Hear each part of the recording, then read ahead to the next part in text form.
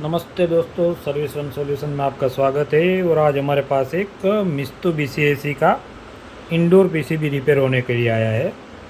और इस पीसीबी में प्रॉब्लम ये है कि ये नो पावर है, बिल्कुल पूरा डेड है। टेक्नीशियन भाई लेके आए थे, उसका कहना है कि ये पीसीबी पूरा ख़राब है। तो चलो अब इसको चेक करते हैं, क्या प्रॉब्लम आ रही है, क्या प्रॉब्लम नहीं आ रही है। दोस्तों इसमें जनरली यहाँ पे दो तारें दी गई है और एक यहाँ से मेन तार जहाँ से पावर इन होता है। तो ये तीन तार है। तो मैं पहले इसमें पावर कनेक्ट कर लेता हूँ। पावर कनेक्ट करने के बाद हम देखेंगे कि आगे इसमें क्या क्या प्रॉब्लम है। इससे पहले भी एक मित्सुबिशी का मेरे पास रिपेयर होने के लिए आया था, तो उसमें भी ये सेम इश्यू ही था। मैंने देखा कि भाई मित्सुबिशी में ये प्रॉब्लम ज़्यादातर आती है, तो बिल्कुल पूरा डेड ही हो जाता है। तो दोस्तों मेन होता है पीसीबी रिपेयर में भी इनपुट कहाँ से करना है पावर को, तो आपको मेन पहली चीज़ है बेसिक वो देखनी है। तो यहाँ पे एक कनेक्टर दिया गया है जो लाइन के लिए है, यानी एल। और ये जो वाइट वाली तार है ये न्यूट्रल की है, यहाँ पे लिखा हुआ भी है न्यूट्रल।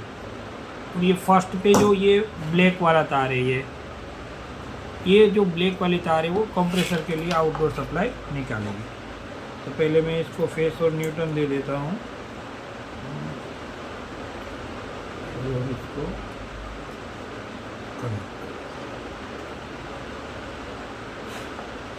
इसको कनेक्ट करने के बाद हम देखेंगे पावर देके इसमें क्या होगा, पावर आ रहा है कि नहीं आ रहा है। तो ये हो गया है कनेक्ट। तो ये मेरा डिस्प्ले, तो मैं इसको करता हूँ स्टार्ट करने से पावर नहीं आ रही। तो पावर नहीं आ रही है तो पहले हमें देखना ये है कि भाई इसमें फिज़िकली क्या क्या डैमेज है, यानी जो हमें आंखों से दिखाई दे कि भाई हाँ ये बस ये चीज़ ख़राब है। तो एक ये कैपेसिटर आप देख रहे हो, अगर आप शायद आपको दिख रहा हो तो ये फुला हुआ है पूरा। एक ये कैपेसिटर मुझे ख़राब दिख रहा है। और दूसरा अगर देखूं तो यहाँ पे भी एक काला धब्बे सा हो गया है। तो ये हमारा थर्मिस्टर है। तो थर्मिस्टर भी मेरे हिसाब से ख़राब ही है, पूरा ब्लैक ब्लैक सा हो गया है।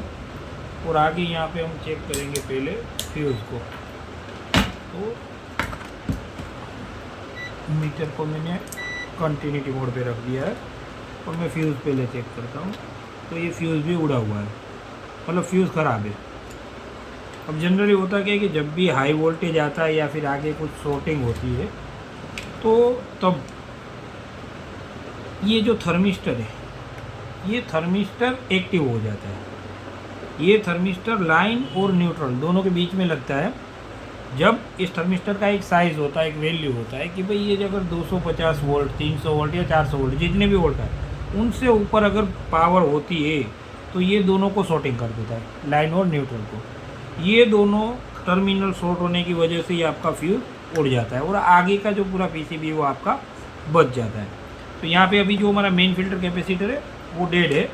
तो मैं पहले उसको रिमूव करता हूँ, बदलता हूँ और फ्यूज़ भी बदल लेता हूँ। ठीक है, ये बदलने के बाद हम आगे देखते हैं कि भाई क्या क्या है। एक थर्मिस्टर भी चेंज कर लेता हूँ। तो ये तीनों आइटम को मैं चेंज कर लेता हूँ।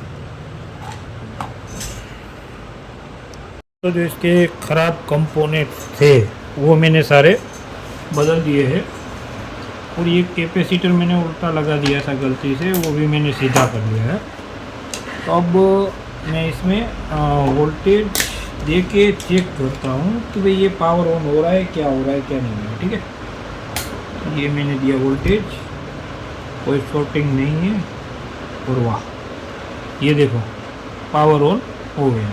मतलब जो भी फिज़िकली हमें दिख रहा था वहीं पे प्रॉब्लम था, उससे आगे कुछ नहीं था। तो ये पावर ऑन हो गया। अब मुझे इसको चेक करना है भाई ये ब्लोअर मोटर चला रहा है, नहीं चला रहा है, कंप्रेसर स्टार्ट हो रहा है, नहीं हो रहा है। ठीक है, चलिए मैं इसको करता हूँ पावर ऑफ। और अब इसको मैं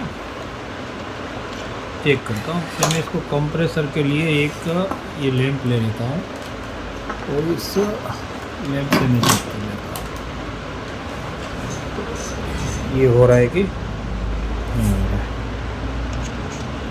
तो अगर लैंप आपको दिख रहा हो तो मैं सेट कर दूँ थोड़ा। अब आपको लैंप दिखेगा। तो ये लैंप के कनेक्शन के लिए मैं यहाँ पे कर देता हूँ। तो ये क्या हो गया अपना न्यूट्रल।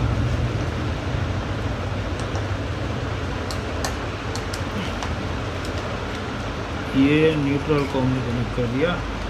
अब लाइन ले लेते हैं।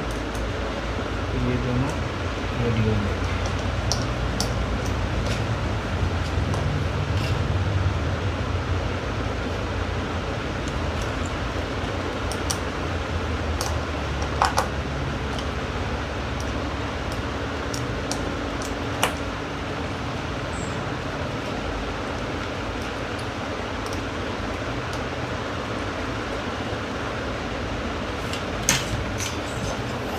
चलो, अब इसमें कंप्रेसर टेस्टिंग के लिए मैंने लैंप लगा दिया है।